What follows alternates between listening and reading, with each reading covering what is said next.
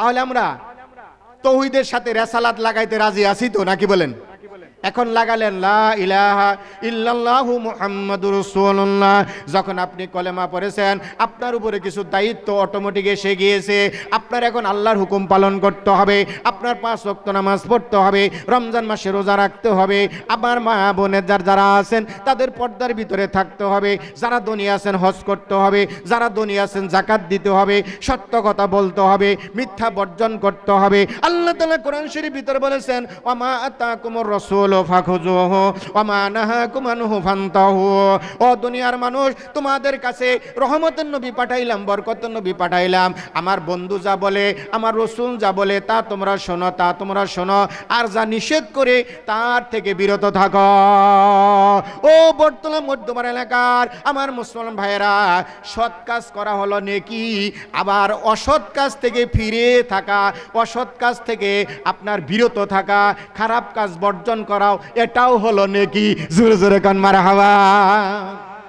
সত্য কথা বললেন, এটাও আপনার সওয়াব।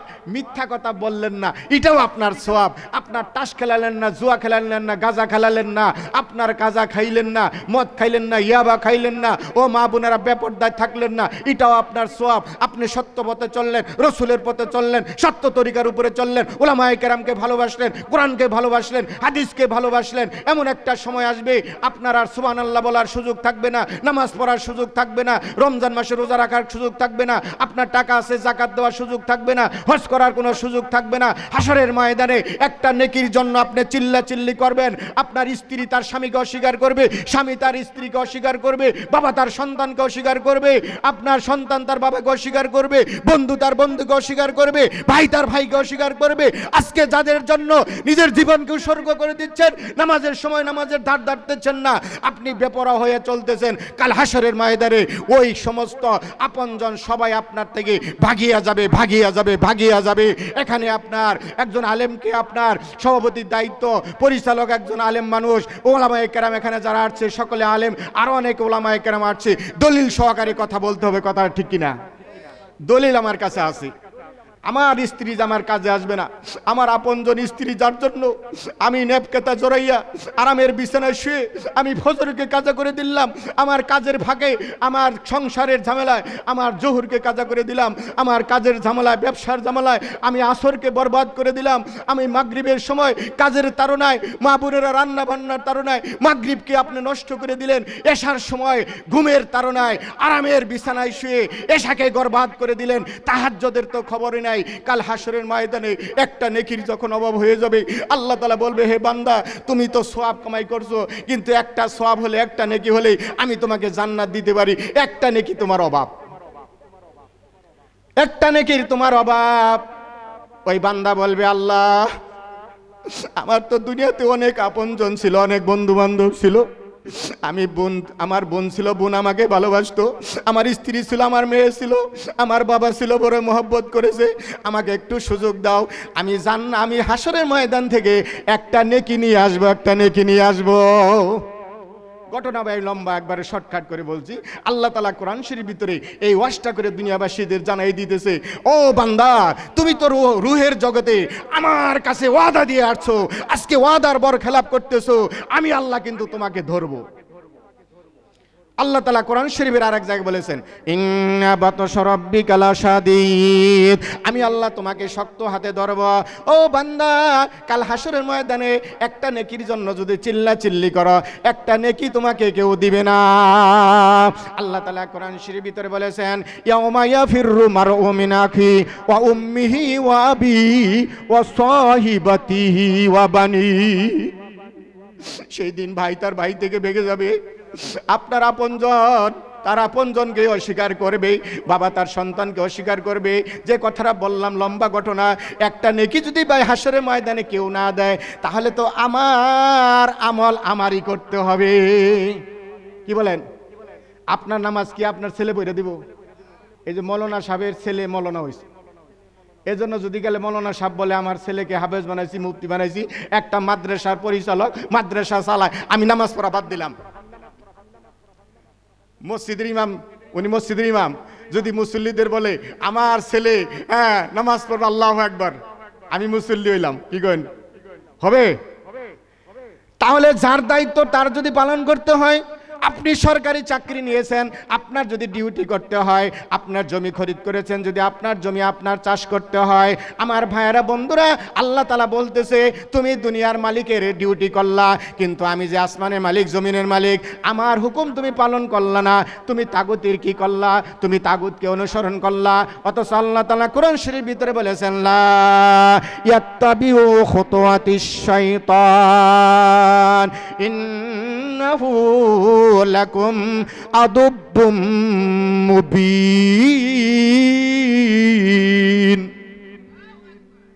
আমার আল্লাহ বলে, ও দুনিয়ার মানুষ, তোমরা শয়তানের অনুসরণ করে না, শয়তান তোমাদের ধোঁকা দেয়। তোমরা ওয়াজ মাহফিলে যাও না, তোমরা কোরআনের কাছে যাও না, উলামায়ে কেরামের কাছে যাও না।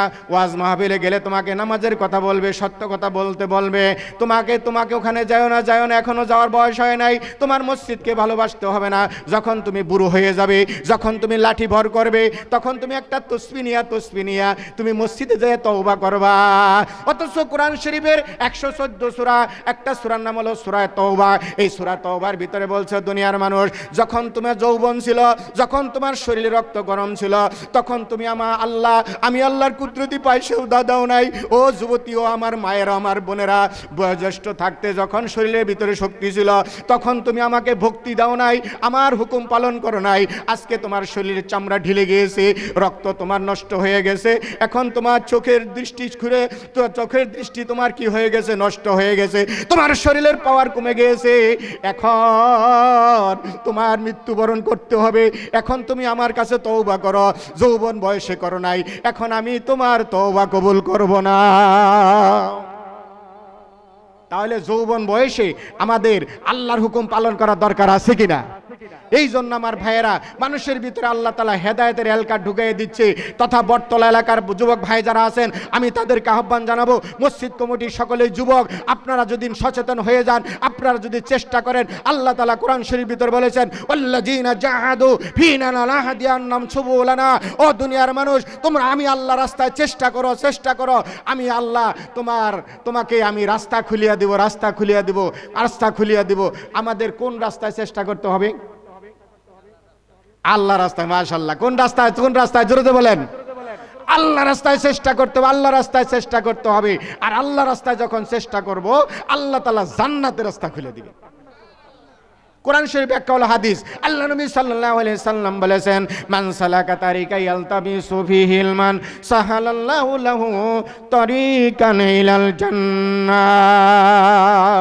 ও আমার উম্মতরা শোনো, সাহাবারা শোনো, যে মানুষটা ঘর হইতে ইলমে দ্বীন শিক্ষা করার জন্য বাইর হলো, যারা ঘর হইতে ওয়াজ মাহফিলের দিকে বের হলো, যারা ঘর হইতে কোরআন শিক্ষার জন্য মাদ্রাসায় বের হলো, যারা নামাজ পড়ার জন্য যারা মসজিদে বের হলো, যারা হজ করার জন্য মক্কা শরীফের দিকে রওনা হলো, যারা যাকাত দেওয়ার জন্য মানুষের ঘরে ঘরে তার অভাব দূর করার জন্য তার যাকাতের টাকাগুলো পৌঁছে দিল, মানুষের সহযোগিতা করার জন্য রাতের অন্ধকারে ঘুরে ঘুরে মানুষের অভাবের দিকে আপনার কে মানুষটা অভাবী আছে খোঁজ খবর নিল। এই পথটা হলো আল্লাহ রাস্তা। যে মানুষটা আল্লাহ রাস্তায় চেষ্টা করলো, আল্লাহ নবী সাল্লাল্লাহু আলাইহি সাল্লাম বলেছেন, রহমতের নবী বলেছেন, আল্লাহ তাআলা ওই মানুষটার জন্য জান্নাতের রাস্তা খুলিয়া দেন।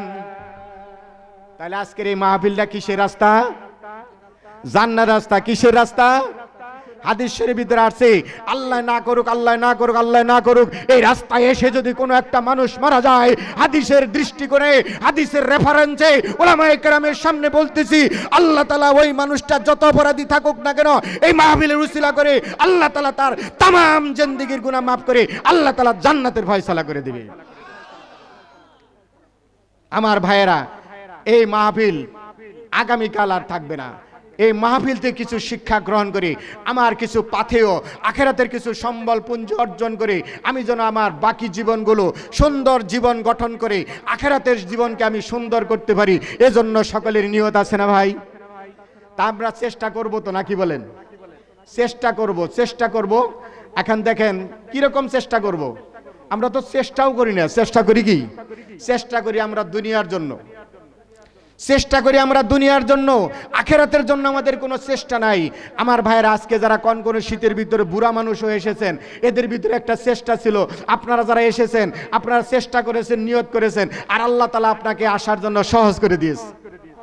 দাওয়াতে তবলিগের রাস্তার ভাইয়েরা আপনার বলে যে আল্লাহ রাস্তায় বের হতে গেলে আপনার চেষ্টা থাকতে হবে, নিয়ত থাকতে হবে। কথা ঠিক কিনা? এই যে বিশ্ব ইজতেমা শুরু বৃহস্পতিবার থেকে, আমাদের নিয়ত আছে না সকলেরই? এখন যখন মানুষের নিয়ত থাকবে, চেষ্টা থাকবে, আল্লাহ তাআলা যাওয়ার জন্য সহজ করে দিবি। আপনার একটা ছেলেকে মাদ্রাসায় পড়াবেন, আপনার নিয়ত থাকতে হবে, চেষ্টা থাকতে হবে। আল্লাহ তাআলা আপনার ওই ছেলেকে হাফেজ বানানোর জন্য, মৌলানা বানানোর জন্য, কোরআন শিক্ষার জন্য আপনার জন্য সহজ হয়ে যাবে। কোন সুবহানাল্লাহ। যখন আপনি নিয়ত করে শুইবেন, আল্লাহ গো ফজর পড়া তৌফিক দিও, যতই আপনার শেতে থাকুক না কেন, শৈত্যপ্রবাহ থাকুক না কেন, আপনার কুয়াশায় আচ্ছন্ন থাকুক না কেন, সূর্য দেখা যাক আর না যাক, এই যে কয়েকদিন আপনার এত আপনার কুয়াশা গেল, অন্ধকার অবস্থায় ছিল, সূর্য দেখা যায় নাই, যারা নামাজিওয়ালা ছিল তারা কি নামাজ নষ্ট করছে? একটা মানুষ দাঁড়ায় বলেন তো নামাজ নষ্ট করছে কি? আসলে যারা নামাজি, যারা আল্লাহকে ভয় করে, যারা আল্লাহকে ভয় করে, তাদের কুয়াশা নাই, তাদের বৃষ্টি নাই, তাদের গরম নাই, তাদের আপদ নাই, তাদের বিপদ নাই। যখনই আল্লাহর ডাক আসে, তখনই সে ওই মানুষটা আল্লাহ রাস্তার দিকে দৌড় দেয়। কথা ঠিক কিনা?